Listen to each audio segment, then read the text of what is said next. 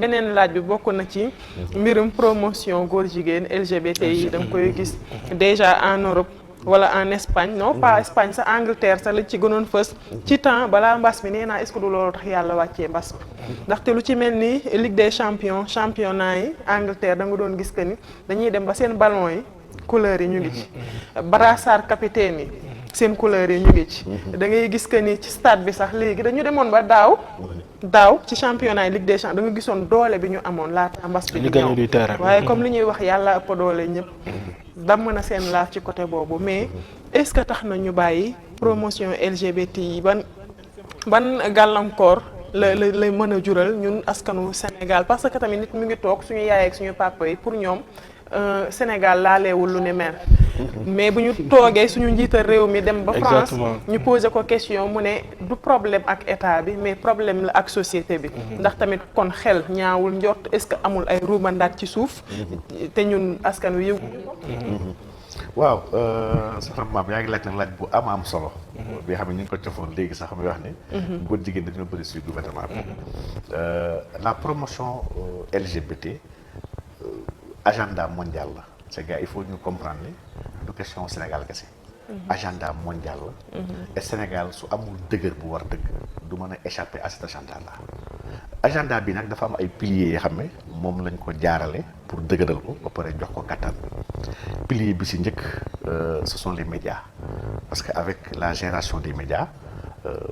diffuser ay pensées ak manipuler ay esprit dafay gën a yomb avec des médias donc toutes les stratégies et les techniques de manipulation de masse wax dëgg yàlla ça marche très bien avec le média là am na sax ay borom xam yu jàpp ne masiixu dajjaal bu yonent seen doon wax borom benn bët bi ne écran bi mooy benn bët bi donc pour dire rek am na ñoom fu ñu yóbbu kon écran bi deuxième bi c'est des personnes c'est des stars quoi ñuy wax des stars dañoo am ay stars yoo xam ne ñooy porter l'esprit ak la promotion LGBT te stars yooyu dañuy jëflanteeg ay tranche d'âge yoo xam ne ils sont très faibles ils sont très influençables mooy xale yu am entre 15 ba 25 ans nga xam ne seen développement intellectuel et moral pareegul ñu gisoon fi ab woykat bu soloon ci kii bi la pour dire que stars yi tamit dañoo nekk benn dispositif ci biir loolu ñu am ay ONG ñu yónni ci dëkk yi pour ñuy mbubboo ay xeex contre le sida ay xeex contre nangam contre l'égalité de genre fekk ils ont un agenda LGBT bu ñuy doxal beaucoup aujourd'hui Sénégal fii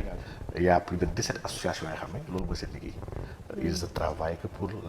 construire une société d'homosexualité ay sourire de femme yi ci la bokk ay prudence ay AIDS yëpp pourtant seen ay këyit sourire de femme association lesbienne la donc ils sont là au Sénégal dañuy promouvoir lesbianisme ak homosexuel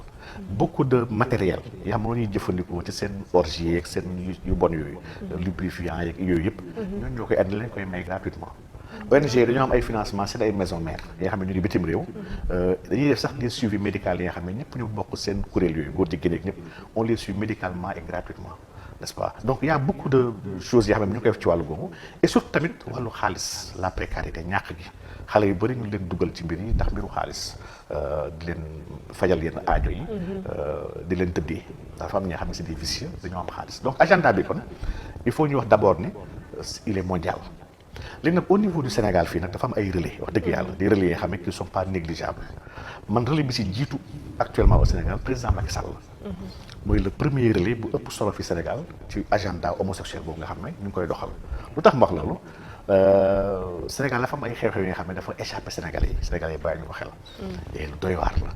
chaque fois ma tourne ne élection président Macky Sall góor jigéen bu gën a mag France Paris ku ñuy wax Bertrand Delanoë dafa dagg biyam sax ñëw fi Sénégal pour jàppale Macky Sall ne moom Macky Sall dafa am idéal bi ñu bokk ñoom ñaar idéal la wax góor jigéen boobu moom il s'appelle Bertrand ki moom xam ne yow kooku nëbbatu non il s'est marié en Afrique du Sud moo nekkoon maire Paris donc c'est un socialiste bon Macky Sall xam ngeen nag suñu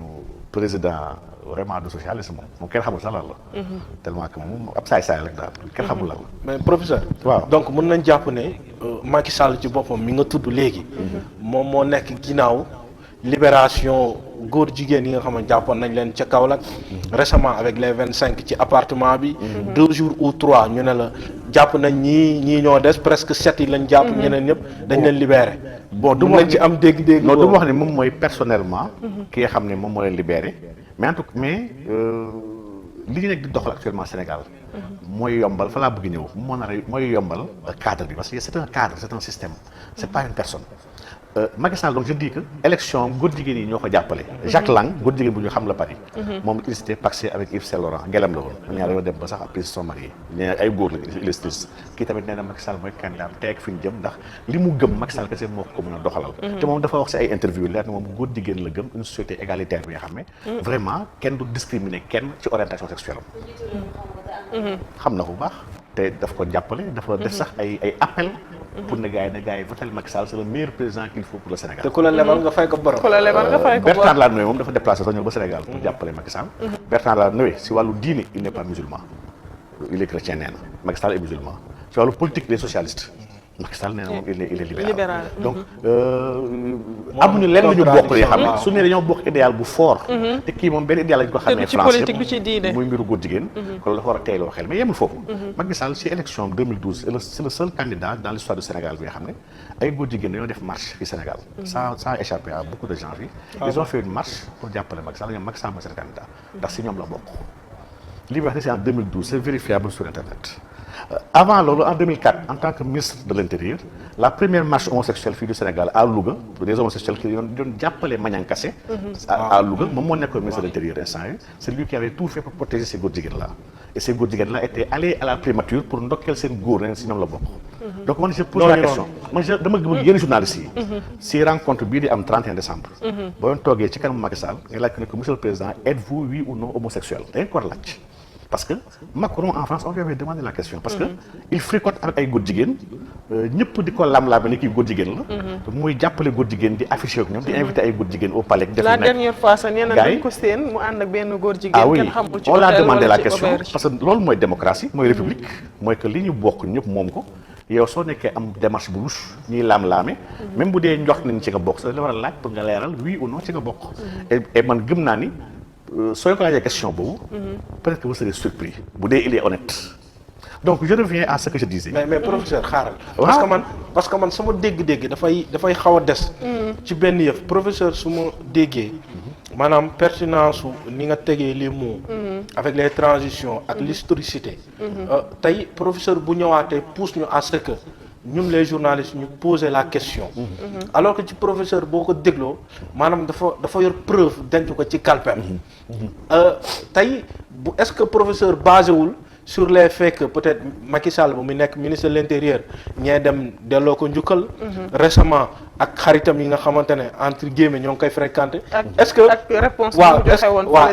est-ce que du si fait yooyu le professeur sukkandiku pour tuumal Macky Sall wala tuumal son gouvernement. sans pour autant détenir des preuves palpables. fa lay ñëw donc man tuumal moom Macky Sall. waaw mais Macky Sall ay actam ak ay paroles am ñoo ko tuumal. ci loolu nga basé wu. ci ay loolu kese laa basé wu. mais pas dans le cas de Macky Sall. preuve ma ci am sax rus naa ko wax preuve boobu ce n'est pas opposable maanaam preuve boobu su ma si woon su ma affirmé woon ne Macky nangam la bu si woon du ma ko mën a prouver ndax benn ay allégations la yoo xam ne dëgërul moo tax mënu ma ko wax c'est que man pour ma wax dara dafay quelque chose bi xam ne xaar naa justice woo ma ne ko ràpp sur la table ba pare ñibbi sama kër donc sur le cas de l'homosexualité vraiment je ne l'ai pas sur le président Macky Sall waaye nag les preuves sont accablantes